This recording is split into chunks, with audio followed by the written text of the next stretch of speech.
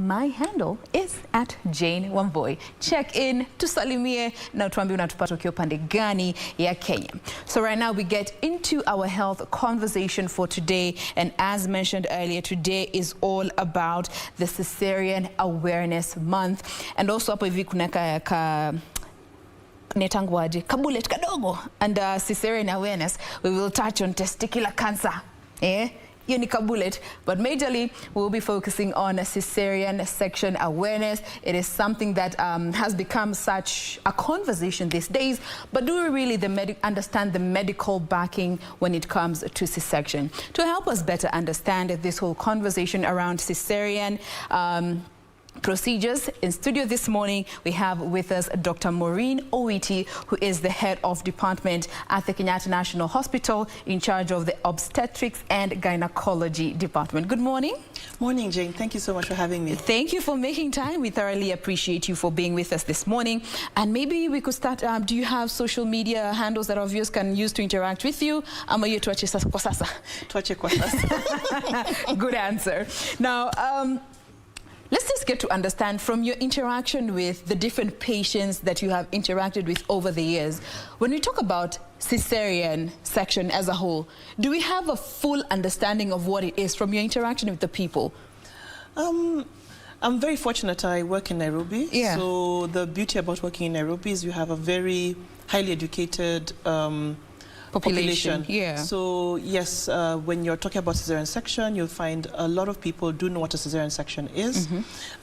Just maybe for those viewers who may not understand what a cesarean section is, it's basically an operation whereby we cut through the abdomen and get up to the uterus or womb and remove the baby, and usually for a medical indication. So just very simple, that's what a cesarean section is. But I work in Nairobi. As I said, majority of our patients are very educated. Even at Kenyatta, they have a very high level. Very few do not have primary education. All right. Yes. When it comes to cesarean procedures, cesarean section, and maybe for the benefit of our viewers, because we never understand some of these procedures, where they come from, is there a history to this, medically speaking, how CS came to be? Because it is only in this day and time that you can choose to have elective cesarean section, but back in the day things weren't the same. And looking at medical progression over the years, maybe you could give us a very brief history about CS, generally how it came to be. Okay, that's a fantastic question, and cesarean section is something everybody believes was named after Julius Caesar. But historians think that that's not possible, because at the time of Julius Caesar, a cesarean section was a death sentence to the woman. So if a baby was being removed from her abdomen, this woman was expected to die. It was usually performed either on dead women or women who were not expected to survive the delivery. So it is in history, Julius Caesar's mother was there up to his adulthood, so it is unlikely that a cesarean section was performed upon her, but hence the name cesarean section. That's what is postulated to have come from. There's also another history of a Swedish farmer whose wife was having a difficult delivery, but also the time when that was done, it is unlikely that you could have survived that operation. Cesarean sections became more popular after the 1800s, when late 1800s, when anesthesia became available. But women were still dying from the operation because of infection.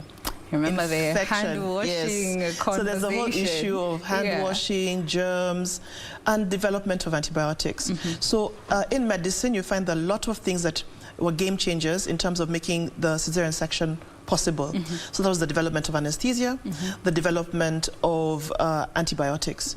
So with that, we're able to do the operation virtually pain-free to the woman, and she's able to survive infection, and especially with the issue of asepsis, antisepsis, the hand cleaning. COVID has really brought it to the fore. We are now hand washing everywhere. So I'm at least that's the only positive thing I believe COVID has brought, that we are more hygienic in our globally speaking. Yes, the way we're handling things.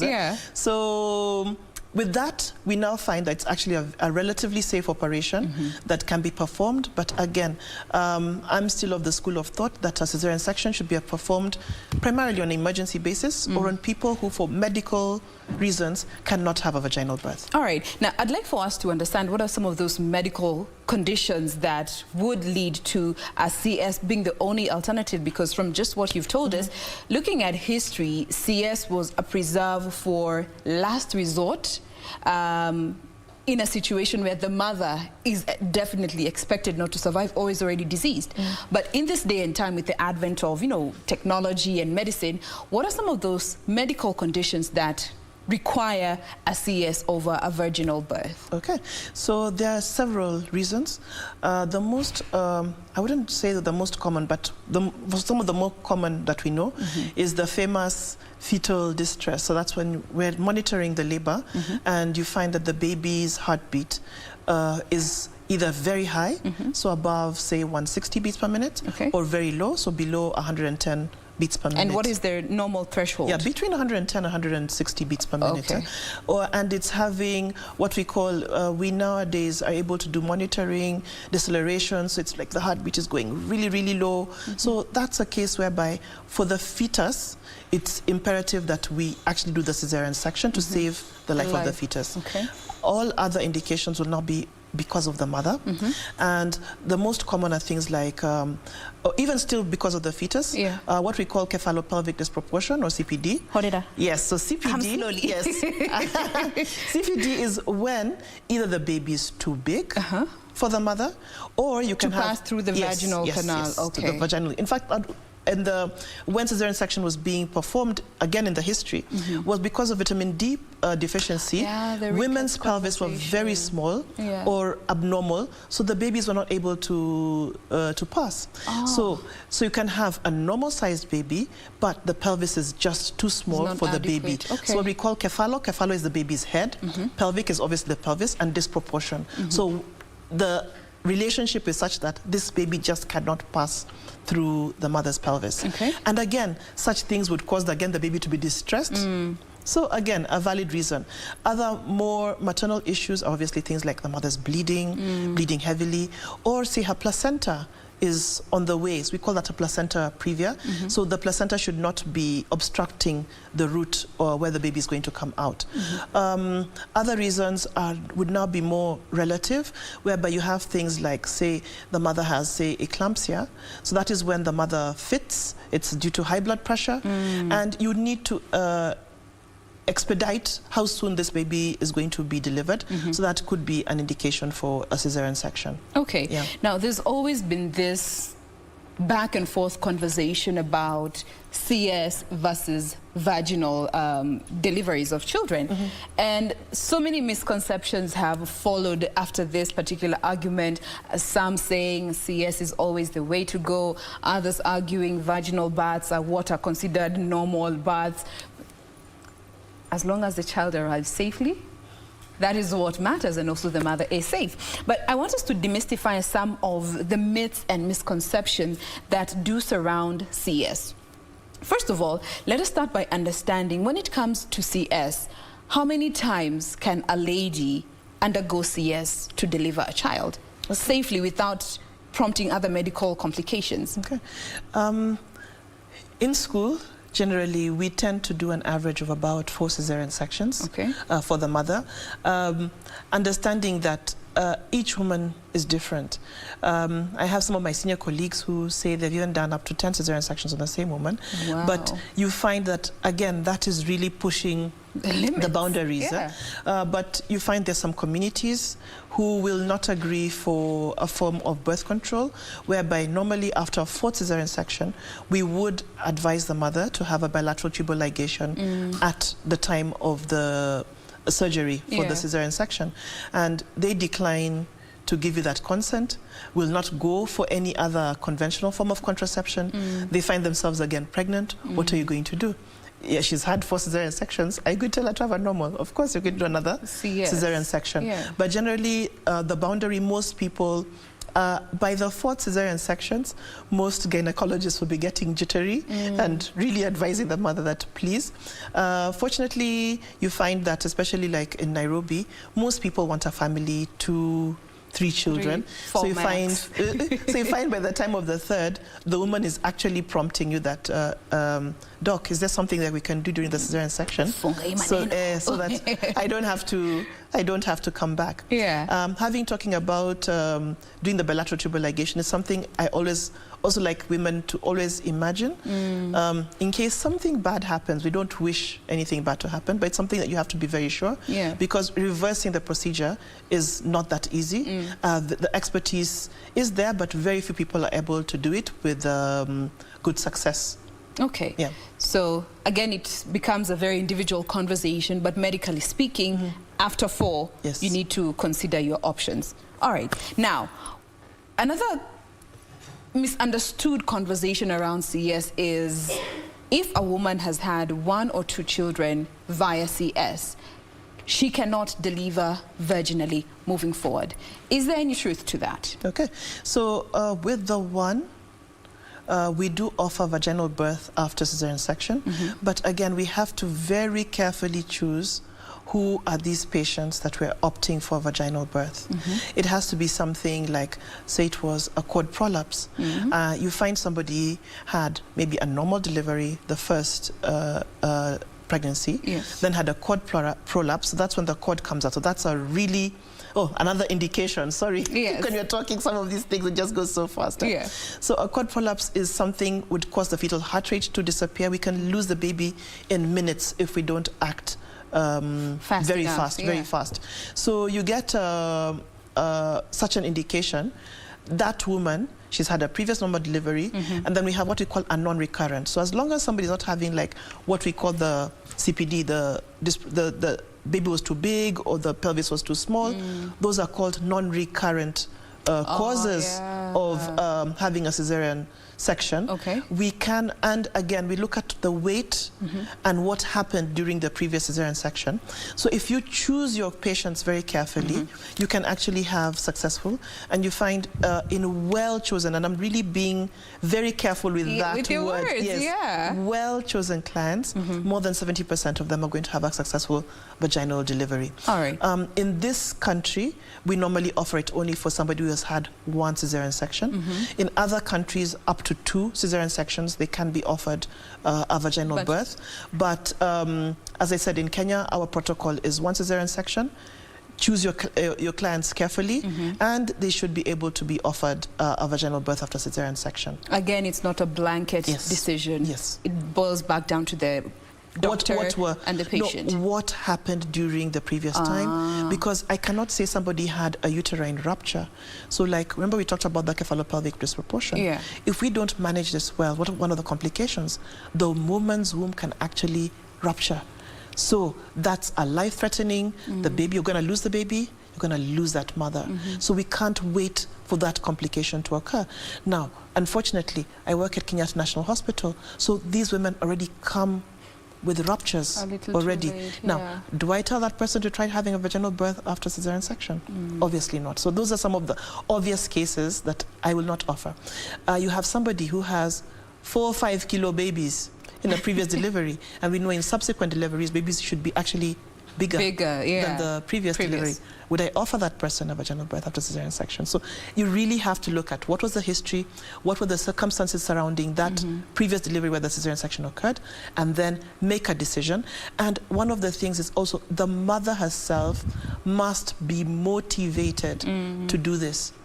So it's not just you as the clinician, because if the mother is not motivated, you find that the chances of success will also be quite low. All right. Now, I want to be a bit of a devil's advocate in this particular instance. And now, in this particular myth or misconception, it now involves the practitioners, you know, the gynecologist that is probably delivering this child. And there's been this narrative that some medics prefer to go either CS or natural birth, regardless of the medical risks that may be involved, some to avoid the legal implications that come with some of this, and especially CS because of the consent. Is this something that, as a medic, you know exists? And what would be your advice to other doctors who may be allowing such vices to thrive, to just protect themselves? I strongly believe most of the programs in this country, we have a strong case in terms of ethics. And I would want to believe that majority of obstetricians, gynecologists are doing what is called an ethical practice, whereby they are actually giving women the correct advice at the correct time. Now, yes, you've added the issue of medical legal, so you may find that sometimes people may be a bit more sensitive. You find, I'll just give you an example, you're handling, say, President Uhuru Kenyatta's daughter, and you have a slight deceleration. What are the implications of something like that happening? So you find there are situations where you may be a bit more sensitive, but what is better? And to have a cesarean section, mother's well, baby's well, than to risk you lose the baby. You know that one, you're going down. You are going down. Yes, there are situations whereby I tell people it's very interesting, this medical legal, and I think we need to really have an honest conversation. There is no doctor, and let's leave the issue of quacks, because unfortunately people who masquerade as doctors, they are not doctors and are giving the profession a bad name. And sadly they're thriving. There's no doctor who wakes up in the morning to go and say, I want Jane to die this morning, I want Jane's baby to die this morning. I think it doesn't make sense. I make money by Jane being very happy, Jane telling all her friends, Dr. Owiti is the best doctor, the face of this planet.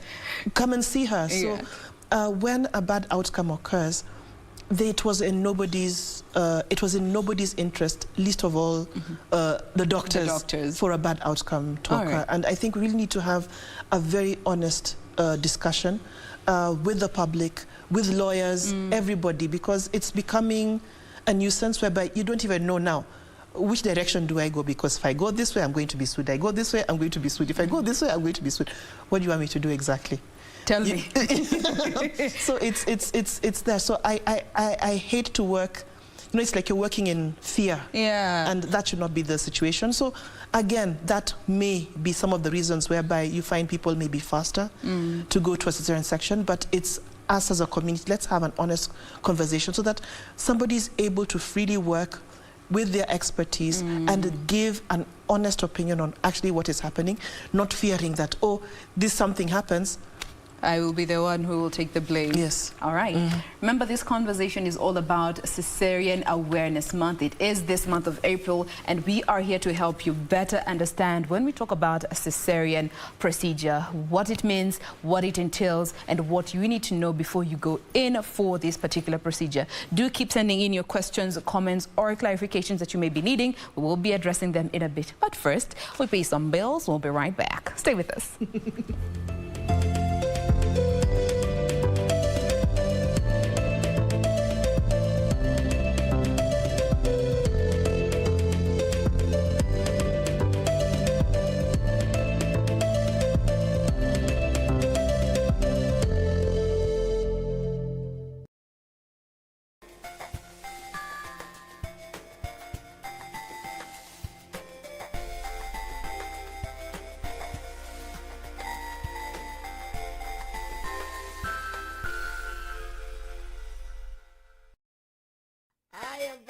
Ladies and gentlemen, you're here. Note that this is the Nissan Note we are giving out. Nissan Note. Now, he is that. This is the only time to know Patia. He Nissan Note. As you can see in Akungotia Wewe. So question is, will you be the bidder for this Nissan Note? What do you have to do? Very simple. Enda pale M-Pesa, India pay bill, weka pay bill number 4032353. Kisha itakuitisha account number. Hapo kwa account number, utaanza na the code for the day ambayo ni note. N-O-T-E followed by your unique number. Baada ya hiyo, itakuitisha amount. Amount unaweka shilingi 40 peke yake, yani 40 Kenya shillings. After that, weka pin number yako na tuma. We will notify you as to whether wewe ndio lucky bidder ama uendelee kujaribu zaidi. Na silipeni pelekea kuhu hata nyumbani aone vile mnatesa Nairobi. tonight on KBC Channel 1. You trust those who are then famous for deception. We didn't even ask them the purpose of their visit and the reason behind it. What if he is here to avenge the punishment given to Her Highness Helena? Anyone on this land who dares to stand against me will meet the same fate. We can ensure our victory with our very first strike. We will kill the enemy in his own territory. Your Majesty.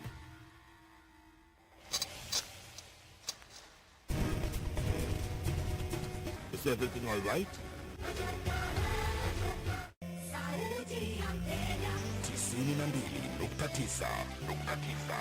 Hii ni KBC Radio Taifa. Kila kitu maishani sina sauti yaleta furaha. Sauti ya elimisha yahimiza yatuleta pamoja. Sauti ya Kenya. Radio Taifa. Sauti ya Kenya.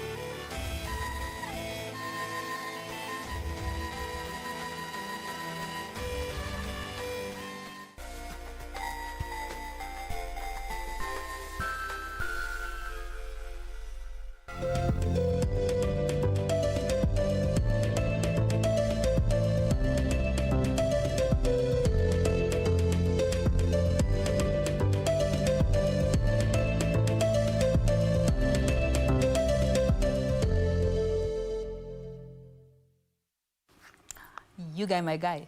Stories in Bamba Hapa. But nonetheless, we thank you for still staying with us. This is Good Morning Kenya. I am Jain Wambui. We continue with our conversation around cesarean, understanding what it is and what you as a lady need to know before you do decide to go this direction or you want to stick to natural birthing. In studio with us, we have Dr. Maureen Owiti, who is the head of the Obstetrics. I said that correctly.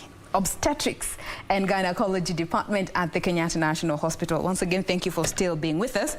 Now, to just pick up from where we left, a few more issues when it comes to the misconceptions about CS.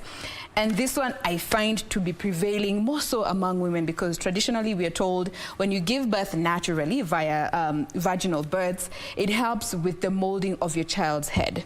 And when you give birth via CS, their head will be deformed. I think that's a very funny thing. In fact, I'm just holding myself from laughing.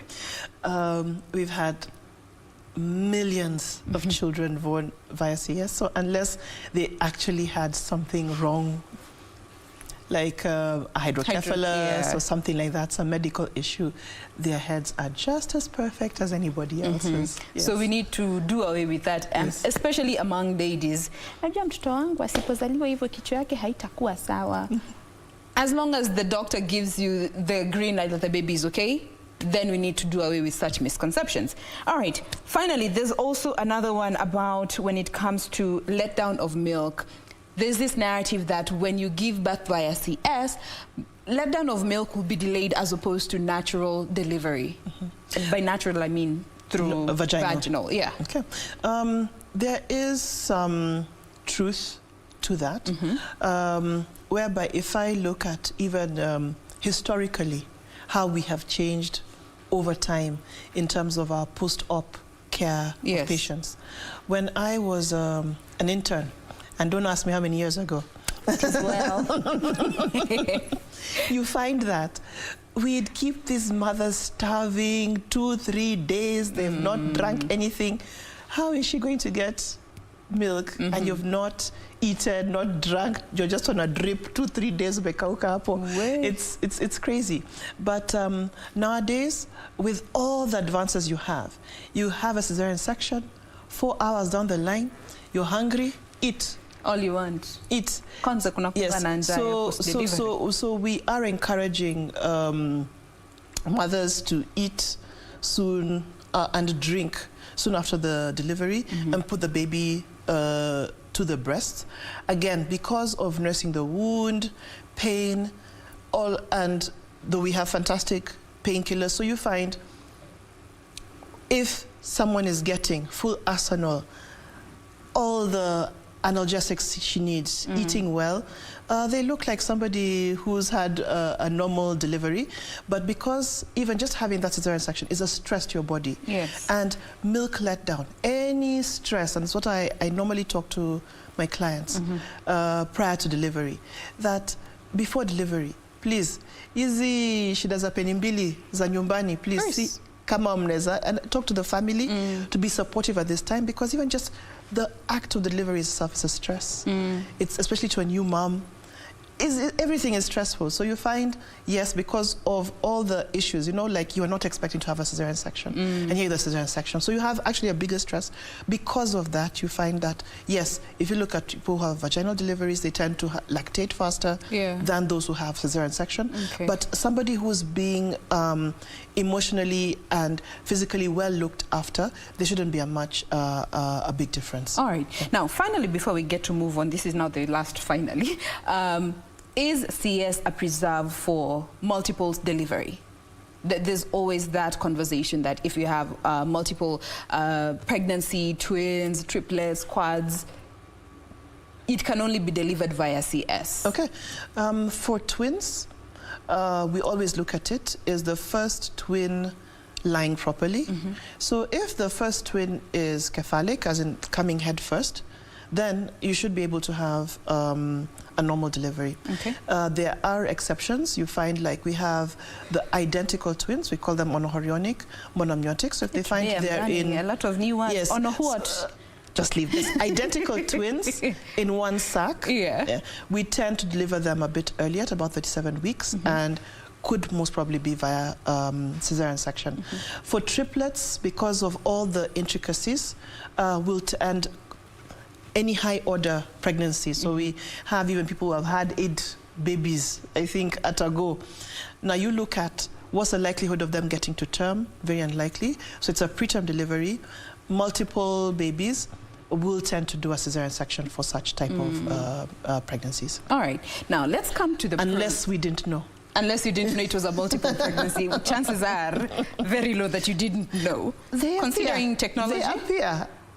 They appear because, unfortunately, in as much as we've done a lot of work, and I think right now we have antenatal coverage of up to 90% at least women have had at least one visit during antenatal care. But there's still that person. And the worst are these people who have had 1, 2, 3 deliveries. They're now professionals. So it's like you're wasting their time taking them to clinic. So they appear in neighborhood maternity. Natural mother, first one, second one.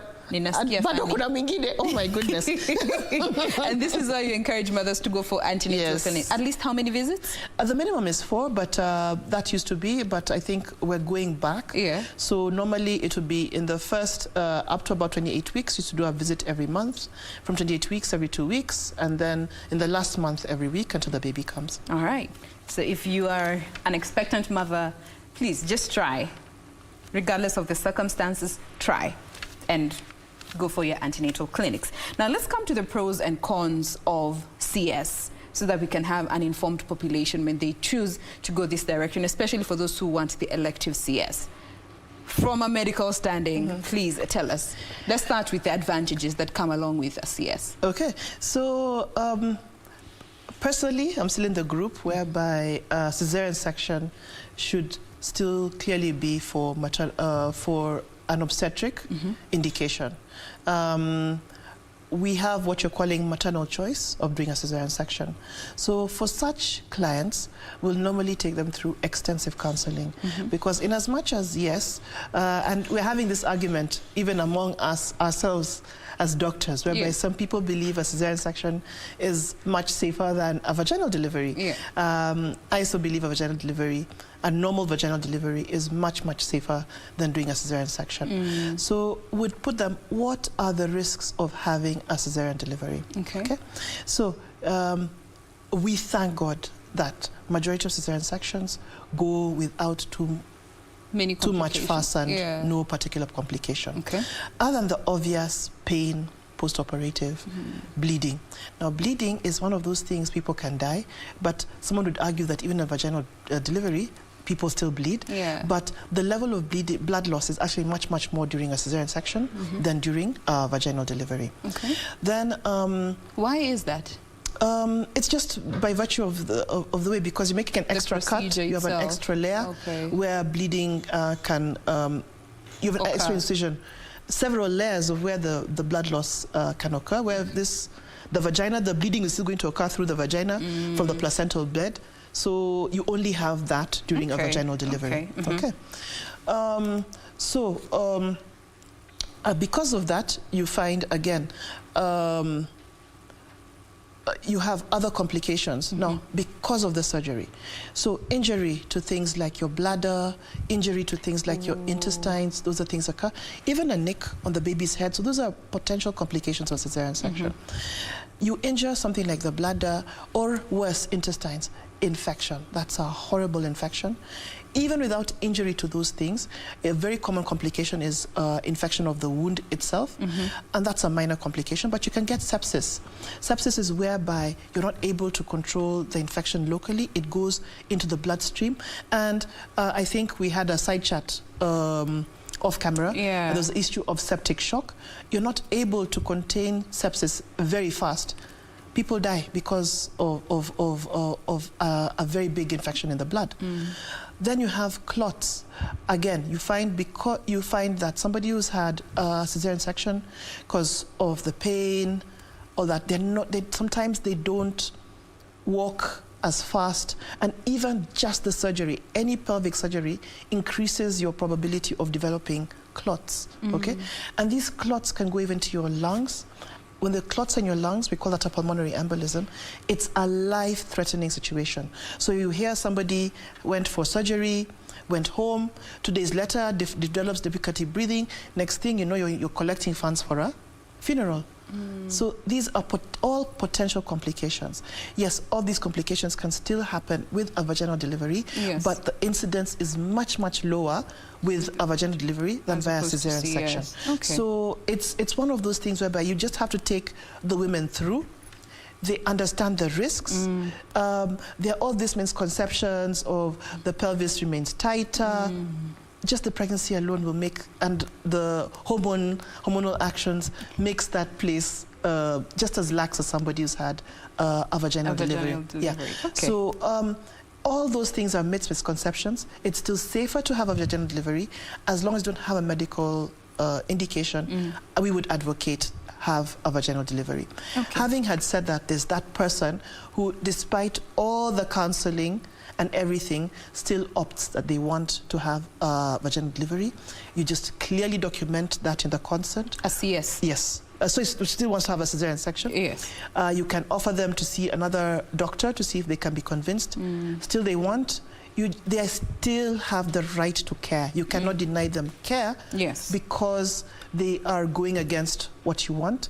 You're going to carefully document that you have counseled her, taken her through all that steps, offer the cesarean section, and pray that nothing goes wrong. Now, looking at what you need to do before and post CS, given you've already got through the counseling session, you given consent, pre-CS, a day of surgery, and post. What are those things that you need to pay attention to as a mother as you're going into the OR? Okay, so definitely, fortunately in this country, majority of cesarean sections are still emergency cesarean sections. So you find it's a very rushed thing, Yes. and somebody is just taken through very quickly.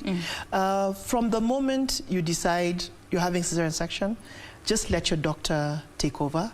That's my role. My role is to ensure that we have made a correct decision for you and doing so. All those other stresses are mine. Uniachie. You're ni kazi yangu. Okay. Because you're not going to do the surgery. Yeah. So it's just to trust that the team who is there, everybody's there in your interest, and we want a good outcome for you. So just go with the flow. Just go with the flow. Just go with the flow. What your doctor says. Yes. Follow. Yeah. Post CS, and this now boils down a lot to the mother, because you know what you're feeling, and of course you've been given direction by your doctor on how to care for yourself. But what are some of those things that you would advise any lady who has undergone a CS procedure to pay attention to or need to do post CS? Okay, so one of the dictums we have after surgery is that every day your patient should be feeling better and better and better. Okay? So that's just a picture. I tell the mother that the way you're feeling today, tomorrow morning there should be some level of improvement. And the next day there should be, you should feel that an upward trajectory. An upward trajectory, that things are getting better. Okay. So your pain should be getting less. You should just be feeling, even your general outlook, you should be feeling better. And that's what we look for. For the woman is, what is the amount of bleeding you're having? What's the level of pain? How are your breasts? And for me, what I want is even like something as simple. Are you passing urine well? Are you able to pass stool? If you're not able to pass stool, at least passing wind from the rear side. Yeah, for lack of a better way of putting it. Our mothers understand. Yeah, things like that. Yes. And if generally that she's doing that, then that's a woman who is well. Okay. Some of those things are not happening, then we need to pay attention to the particular complaint that she's having. And again, we've talked about the blood. You find after some days, the blood should not be having any foul odor. It should just smell like blood, but you know the blood smells. Yes. But it should not be having like an offensive odor. So those are the type of things we'd want the mother to look at to make sure that everything is well. Are her legs swelling? We expect the legs to swell, but is it having any pain on the calf? The back of the So something like that. And if all that is, then it's well. It's not, then we zoom in on that particular complaint and try to handle it. Would you recommend that you walk a lot post-CS, or you just take it slow? With our painkillers, we normally do cesarean sections under spinal anesthesia. So that's when we put, it's like a regional anesthesia. So you're awake, but we've numbed you from the waist downwards. So as soon as the anesthesia wears off, so with the spinal, you find that you're not able to walk, you lose movement in the lower limbs. So once that comes back, and you find that some of the things, like before, as I said, a lot has changed. We used to keep catheters like for 3 days. We stopped doing that. We put the catheter only for the duration of the surgery, unless we felt that there was a bladder injury or it was a prolonged labor and we feel that the bladder could be compromised because of that, then we'll keep the catheter in for a longer period. Otherwise, a straightforward cesarean section, catheter is only during the duration of the surgery. And the advantage of doing this is any normal woman is not, unless she has loss of bladder function, is not going to allow herself to wet her bed. You have to wake up to go to the bathroom. So those are some of the tricks we're playing when you people, we're making sure you go to the toilet. You have to get up and go to the toilet. So those are some of the things we do to try to make sure that the women are able to walk. We call that ambulating, so that you ambulate well. Yes, perambulate well after surgery. And all of that is preventing clots. You're a couch potato post any surgery.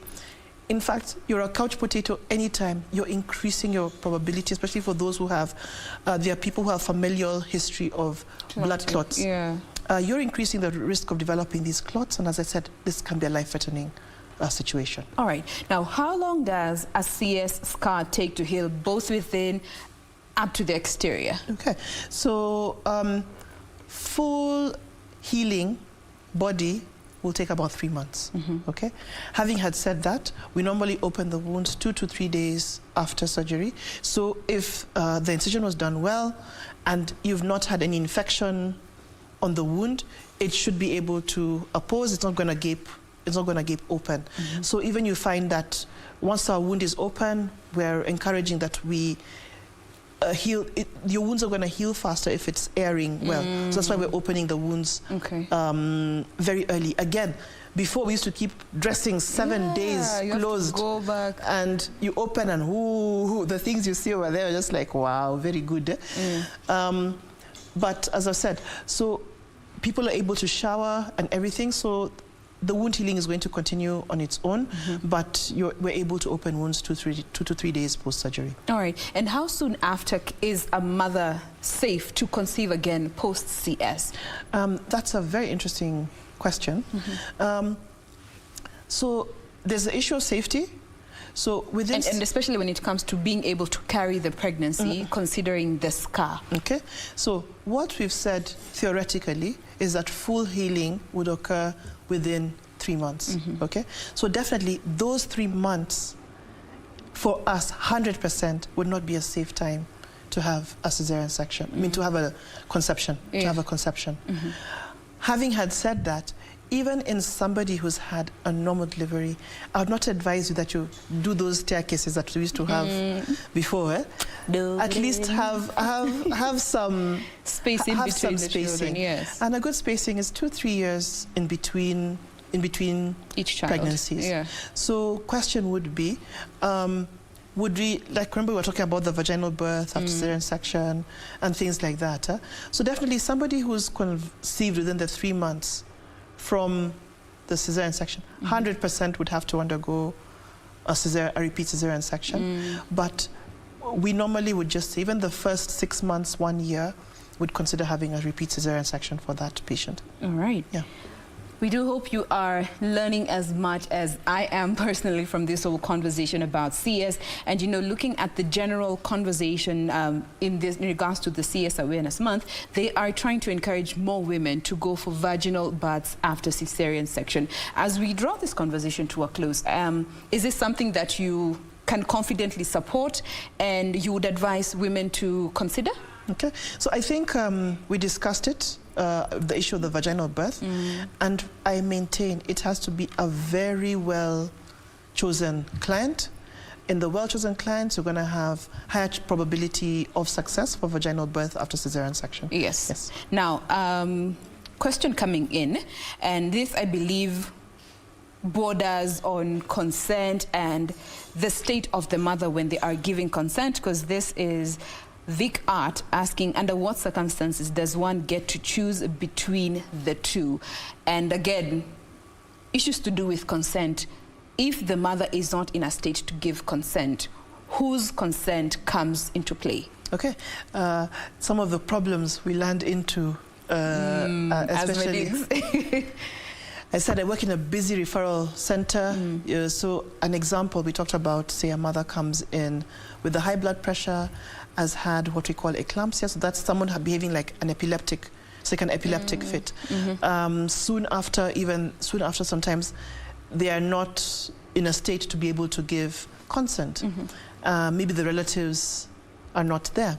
So for consent, obviously, if the mother is in a stable state of mind and able to give consent, ideally she's the right person. She's not able to, the next person would be relatives, will be explained for the procedure, and the official next of kin who's registered at admission is the person to give that consent. There are situations whereby has been brought in by another health worker from another facility, you don't have any relatives, or and this operation has to go on. So what would happen is ideally you'll have a senior doctor, so it has to be like, say, a consultant to give the consent, but ideally that consultant should not be the same person who's performing the surgery. So those are the protocols we have. So unless you have unless you have a situation whereby it's only that person, there's nobody else, it becomes very tricky. There are situations whereby I heard that maybe even like a judge, like just say like, if I'm the only person who can do that consent, we liaise with, say, like just say you live, like say in Kilifi, yes, and you know the magistrate of Kilifi, you can call, hey, oh yeah, come and consent on behalf, because it's something happens wrong. It's like you're the one who signed the consent, you're the one, it's like you are trying to do something, you're trying to do something wrong to this patient. So those are the various situations that can happen, but the best is if the patient or the next of kin gives the consent for the surgery. All right. Then when it comes to issues to do with next of kin, there's also a lot of gray areas, because you could find maybe a woman is married, but looking at the next of kin details, it is not the husband. You find it is maybe the mother or the brother. In such cases, medically speaking, who has authority to give consent for CS? Okay. So I actually had a very interesting case once. Yeah. Whereby a husband comes with a wife. Shock on him. And we find it's a different person written and a man. So another husband, but that was on a light touch. Yes. You can imagine that situation. Yeah. So unfortunately in that situation we had to inform, we could not disclose any information to this person who came with her, and unfortunately you're not registered as the next of kin. So we'd really like that when you're writing a next of kin, it has to be somebody who is readily available to give that consent in the eventuality you're not able to do so. So please, whenever you're considered, there's nothing wrong writing your mother, okay? Your mother's available, she's there, and she's the one who's going to give the consent, so be it. You want to write your husband, so be it. But whoever you choose, please choose somebody who will be available at that particular time to be able to do that, to give that consent. And you must consider, it cannot be a boyfriend. Because there are also people who... Ladies. Yes. Together. Same what's up. Because you're having so many can we stay situations to stay, and legally speaking. Yes. So it must be either, so it has to be either the husband or at least preferably a first degree relative or a legal guardian. Representative. Okay. Now, more questions coming in. One saying that there seems to be a high rate of CSs in urban areas like Nairobi. Maybe you could address that. And also, some hospitals are accused of recommending for a CS just for the money that is involved therein. We all know CSs are hella expensive. Your take on both? My take on that... And that's a gentleman asking. That's a gentleman asking. One of the ways of tackling that would make the cost of vaginal delivery, make it more lucrative. Yes. You understand? But those are long stories for another day. As I said, we're taken through a lot of ethics. And I find it hard to believe that people would just recommend cesarean sections for the sake of the money of doing a cesarean section. So I do not have the background of the cases that he's talking about, so I'm not in a position to comment that we feel that probably that. So I believe it's the doctor and the patient to make what is called an informed decision. So even you as a patient have an informed decision. And we find life so interesting whereby you have those who need cesarean sections, getting them to consent for the cesarean section is like doing a tooth extraction. Going to battle. And then you have the opposite, that those who don't need a cesarean section want a cesarean section. So you're like, why? So you guys just change... Make things easier. Make things easier for everybody, so that we're able to go about our work very easily. What was the first question, though? This is in regards to the high rate of CSs in urban areas. In urban areas. Now, you'll find, especially like in Nairobi, we have been doing cesarean sections for a very long time. So another indication for cesarean section is previous cesarean section, okay? So if you have a high number of women who have a previous cesarean section, obviously the rate of cesarean section in that particular area is going to be much higher. And which is why our efforts currently are trying to make sure that our first cesarean section is purely for a medical indication. By doing that, you're going to limit the number of people who have a previous cesarean section. Okay. Again, lowering your rates for cesarean section. It becomes a last resort. Yes. All right. Now, unfortunately, that is all the time we had for this particular conversation, but I will definitely not close this conversation without maybe you sending your message to our viewers this morning when it comes to CS awareness, very briefly, and also testicular cancer. I will not sanitize my mouth. Testicular cancer awareness, given it is also this month. Very briefly, we're almost out of time. Okay. So on cesarean section, I'd just like to comfort all women that whether you've had a vaginal birth or cesarean section, you're still a mother. It's not taking anything away from you, because that was another misconception where people feel that because I've had a cesarean section, I'm not a woman. And so you're just a mother. Your children are going to love you like no other because you're their mother. Yes. So you're just a mother. So inform yourselves on what are the pros, what are the cons. Make an informed decision, no matter what your decision is going to be. For me, what is important that is you have an informed decision. All right. Regarding testicular cancer would be for everybody and all cancers. Please have regular health checks so that we can screen for those cancers that we're able to prevent and treat you in a timely manner. All right. And the hashtag going around is grab a pair. That is for the testicular cancer awareness. Thank you so much for being with us this morning. We thoroughly appreciate you for sharing with us from your pot of knowledge. We have been speaking with Dr. Maureen Owiti, who is the head of the Obstetrics and Gynaecology Department at the Kenyatta National Hospital. Thank you very much once again. And for you, thank you for staying with us this far. We thoroughly do appreciate you for sharing with us your thoughts in regards to this conversation. Remember, we're always here every Monday through to Thursday, so be sure to join us again tomorrow morning for another fantastic edition of Good Morning Kenya. I am Jain Wambui. Have a lovely day. God bless. See you tomorrow.